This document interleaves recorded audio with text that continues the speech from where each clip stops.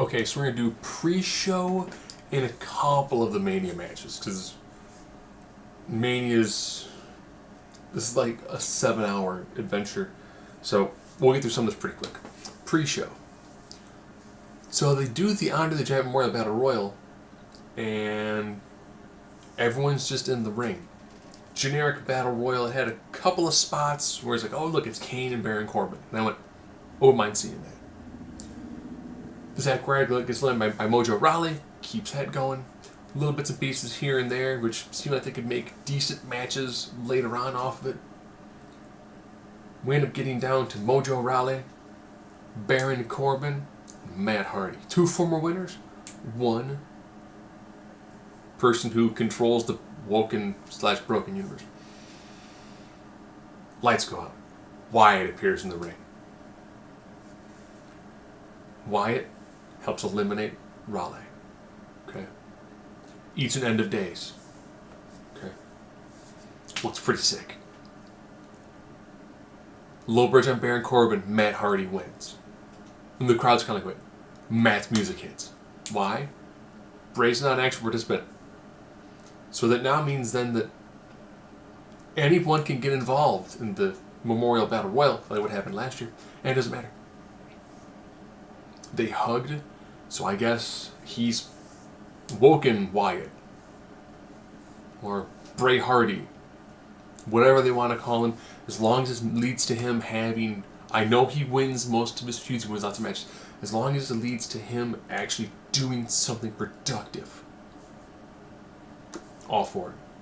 Cruiserweight match. The move of this match was the Spanish Fly. Done quite a few times. It was weird because Cedric Alexander came out kind of in a Black Panther-esque gear. Mustafa Ali kind of channeled a little bit of Sub-Zero. I liked the light show from his hand thing and the light up mask. That was pretty good. Very unique, very different. These 2 guys went out there and put it all in that ring. Cedric Alexander, of course, ends up getting the victory off it, but take nothing from Mustafa Ali. This was a match that made 2 guys. And when Cedric pinned him, and you can tell he's leaning over, more saying like, "Thank you, I love you, man," and then he held the belt. It was a great moment. Really, really great moment. And then for the Women's Battle Royal,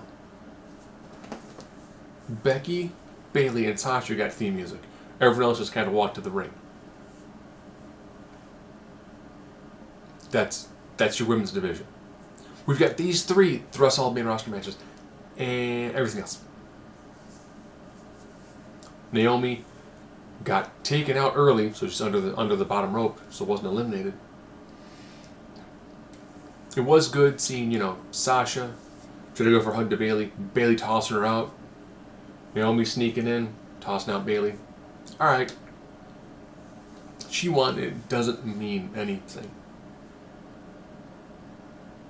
This is about the Battle Royals. It should be, like if you win this,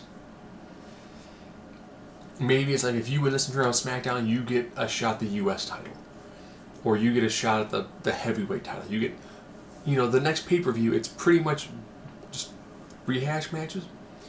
But if you win this, you get a shot at, the mid-card title. You get a shot at a title for the women. At the next pay-per-view, you get to take on whoever.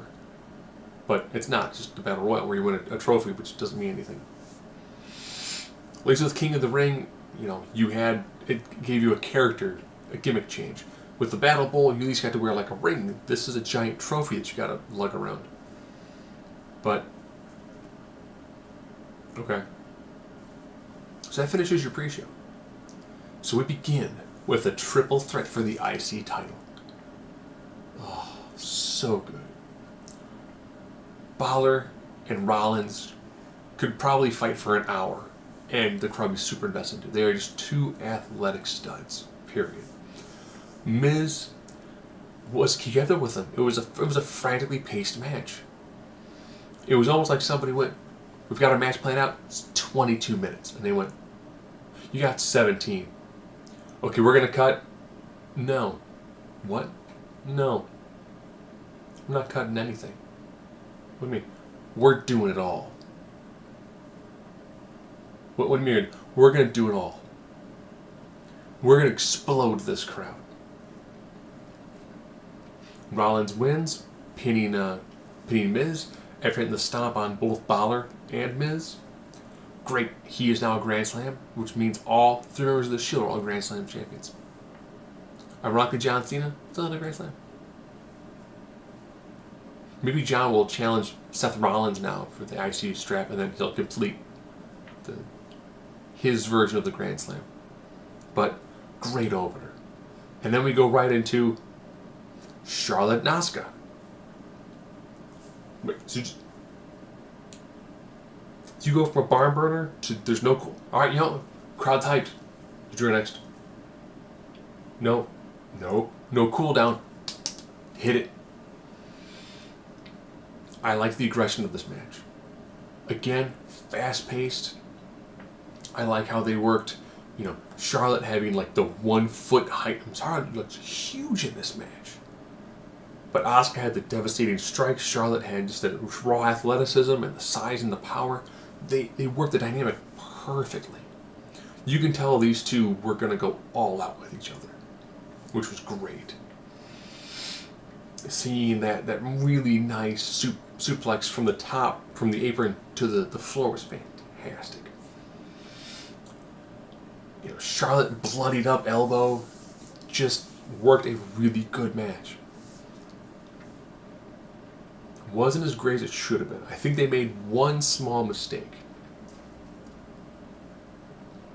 Charlotte has got Asuka in the figure 4. Goes to the figure 8. She can't because her arms is busted. Does like a tripod. Looks beautiful. But then Asuka taps. It needed one spot in the match where like Asuka does a move, and then she jams her knee. Just they did a good job with Charlotte's shoulder injury, but they needed something like to show that she had knee damage. Just a little something. Just a little something. It's almost just a little. That one little tidbit was missing from it. Beyond that, great match. Charlotte, as you can tell, I've got the monument, the commemorative plaque where it's, she is Raw Women's Champion, SmackDown, only woman to also be the NXT and Divas Champion. She's on all the belts. At this rate, plus, of course, she was in the first Hell in a Cell. She snapped the streak of Asuka. That makes her technically the most dominant woman, period. But if not Charlotte beating the streak, would have been Ronda, which felt like it might not have worked. That's probably for the next video. And I will end off this one with the fatal 4-way. Rusev Day. Crowd stupid behind him. Orton's having fun, so he's putting more into the match. Bobby Roode. So miscast as a face. He's got a face you want to punch, not the guy you want to cheer. And Jinder Mahal. This was your cooldown match, which felt weird because you've got some guys who are really good in this. And then Jinder Mahal wins the title. It's like, oh. Didn't it learn from last year? You've got a guy who's white hot. Rusev. Put the title on him. Just saying. Last year, had it not been Jinder Mahal, instead it would have been Rusev as your heavyweight champion. Rusev Orton. I would have liked that. Rusev Nakamura, that's good.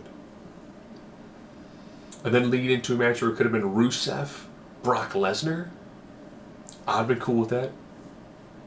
And now again, it's like, we're trying Mahal again.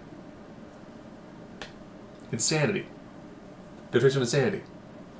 Trying the same thing and see if you get a different result. Crowd doesn't seem to be behind Jinder at all. They just don't care. Put the strap on him. It's not working.